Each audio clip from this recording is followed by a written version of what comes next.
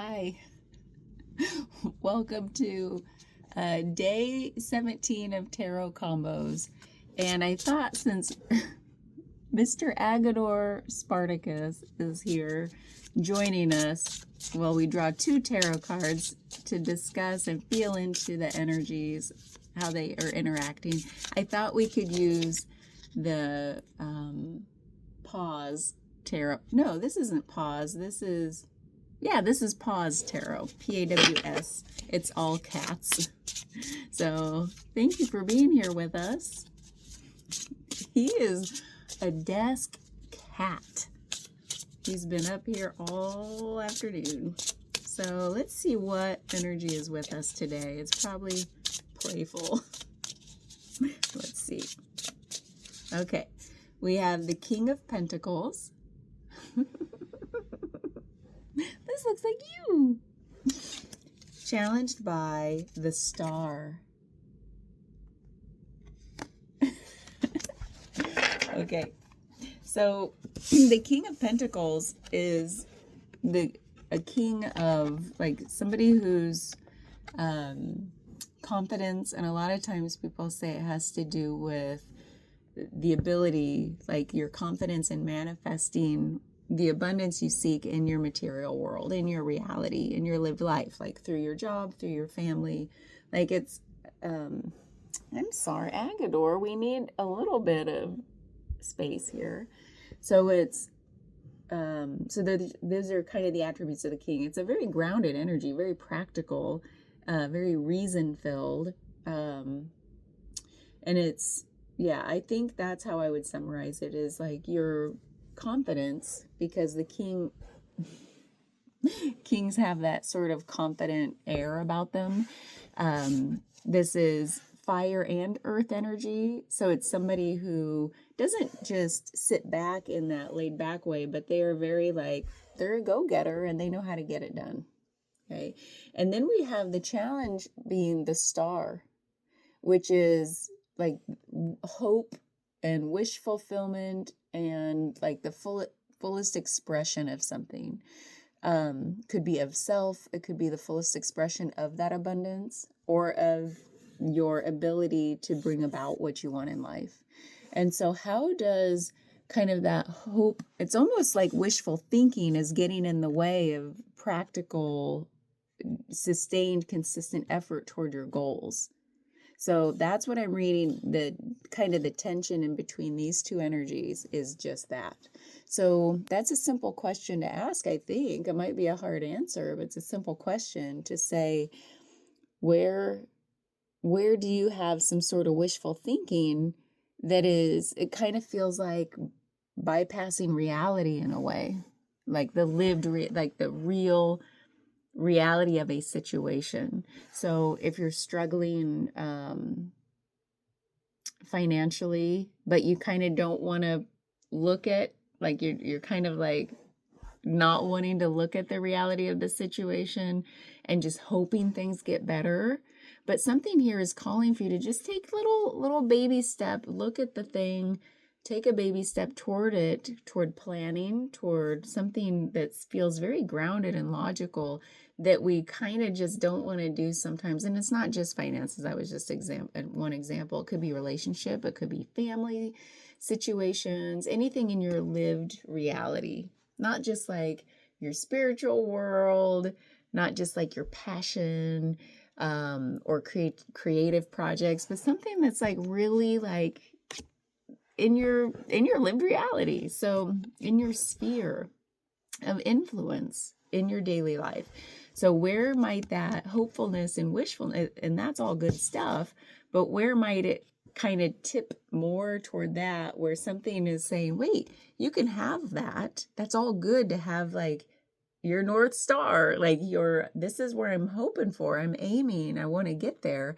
And then something says, yeah, but you got to take the real, like, practical steps toward that goal. And in a way that, like when I said confidence in the beginning, there's maybe a way you could do it that you feel confident in. So it's not asking you to reach beyond your comfort level. It's just saying, where do you feel comfortable enough to take, like what steps could you take that you do feel comfortable with toward bringing about what you hope to see for your situation? Okay. While you ask yourself that, if it's not top of mind, I have to think where I might be seeing this in my life. It has been finances in the past, and sometimes I was like, I don't want to look at it. I'm just hoping it'll get better, but like maybe I wasn't tracking or managing things like I could have been.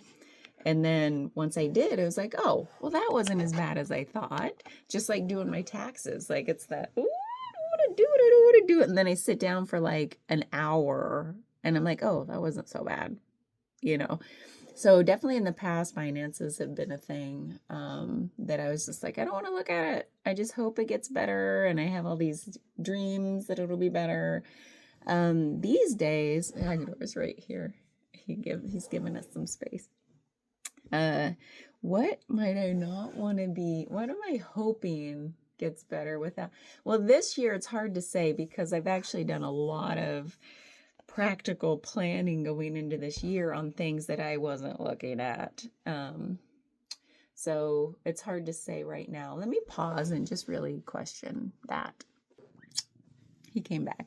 While I was thinking about this, in all the areas that I actually did some planning or visioning for the year, and I feel like I well rounded out the categories like finances, creativity, my business, my creative pursuits, different projects, health, like getting like some health aspects, getting back into strength training, so for my own, so I can sustain myself through my business, my work.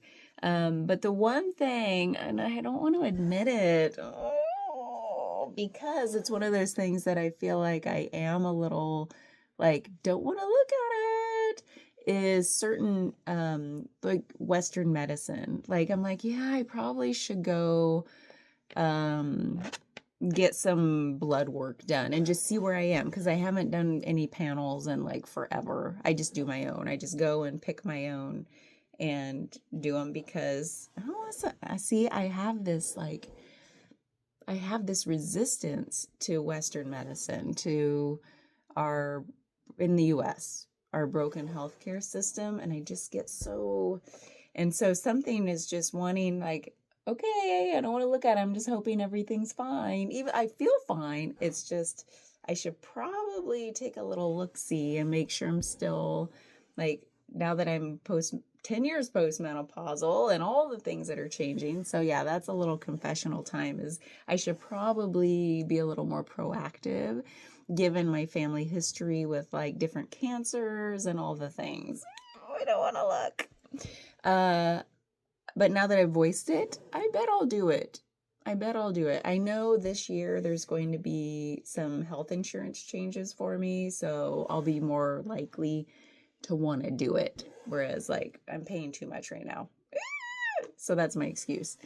So that's what's for me. But I also, prior to the visioning this year, I also was I was hopeful about my health in other ways where I wasn't actually doing all that I could be doing. I'm probably still not doing all that I could be doing, but I'm much better now being consistent with daily movement, daily strengthening, daily cardio, like, and I feel stronger already, but I wasn't doing that. And I was just like, I'm just going to stretch. And like every day I'm wondering, why does my back hurt? You know? And I was just like, I just hope it gets better because I'm stretching, right? So those are some health things for me. So what is showing up for you that you wish would get better? Mine also used to be family related, and I've been forced to kind of confront that, look at it and not just hope it'll get better. But in the last few years I've like had some tough conversations that have been on my mind and things like that. But there's probably more I could be doing there too. That I'm just like, yay, everything will be fine. You know what I want to do that I thought of again today? And I think I wrote it on my goals list for the year. I didn't put them on my bingo card because my bingo card's done, but I've been creating like the supplemental bingo card for 2026 of like, oh, I forgot I wanted to do this. I forgot it. And then I'll just some extra things like if I get to them. I want to write my own obituary because in the past, I've just been like, we won't think about death, even though I love to think about death. But my own death in terms of like logistics, I didn't put much thought into it, but I thought that I would, it was one of those things that I just felt like I was ignoring, even though in reality, it's other people that do the dealing with your death. And over the years, I've thought about, I know this is so weird to talk about, but I like talking about weird things. I've thought about, well, what do I want? Okay, do I want to be cremated? Yeah, I guess that's the most likely thing that I want. I definitely don't want to be buried. I mean, why would I use more, like, I think I've talked about this, like particles. Like, why would I hog the particles in the world? Because energy is neither created nor destroyed, it just changes shape. So why would I say, give me all these particles for my, what do they call it, the tomb, the vault, that then you put a casket in, that you then put my body in to keep me separate from the earth from which I came. Oh, it's so weird. And so I'm like, hell no, I'm not getting buried. So I put thought around all of that because I didn't want to be greedy with all the particles. Like, those particles could go to other things versus like preserving my bones. So silly. So anyway, I thought, well, cremation would get me closer to back to the earth, faster, perhaps. But then I was like, no, I really like the idea of a green burial. And actually I'm like, by the time I die, maybe we'll have, like, we definitely have some land in the family. Like, maybe I'll just say, throw me body directly in the dirt. No separation, no need to cremate, because who knows whose ashes they're really giving my family. I mean, anyway, I just thought, wow, wouldn't it be great to just dig a hole, put me in it? I don't even need a shroud. Just throw me in.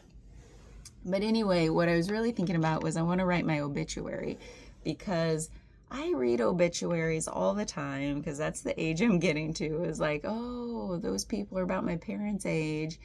I should read that and see if my parents know them, because they don't keep up online.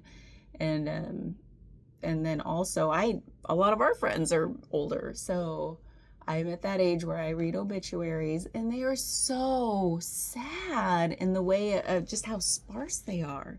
I'm like, who was this person? I see their picture, and I'm like, oh, they looked like they had a sense of humor or something, They looked interesting in some way. But all you're doing is giving me the details of who they left behind. Who was that person? And then they'll say, like, they enjoyed gardening, which is great, but I'm sure they enjoyed other things. I want to know, like, what themes did they think about in their life? What kept them interested? What were they curious about? Like, what weird shit did they do, And so I thought, well, I want to write my own obituary. I've told my husband this. I said, you can just plop me in the ground. I don't care wherever, or I'll figure it out if you don't want to deal with it. My family has land, will just put me there, and I will write my obituary, so you don't have to worry about it. And part of it is kind of a weird thing, I think, is like not wanting other people to be burdened by my passing. I really just want everybody around to know that I know that death is just a part of life. It's just a transition, and there's no reason to be sad. There's no reason to think. If anything, I hope they just say, man, I'm glad she lived a while. Like, that's what I hope to leave behind. So I put it on my little list for 2026 to finally write my obituary, because I've been wanting to do this for years. Why am I telling you this?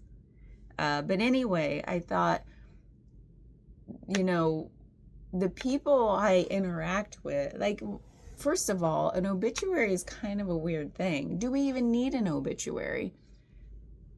I guess it's just this weird, I've never thought about it. I guess it's just this weird letter to all the people who I did not know. Because if they know me, they know everything I'm going to put in that thing. Hopefully. Unless I throw some curveballs.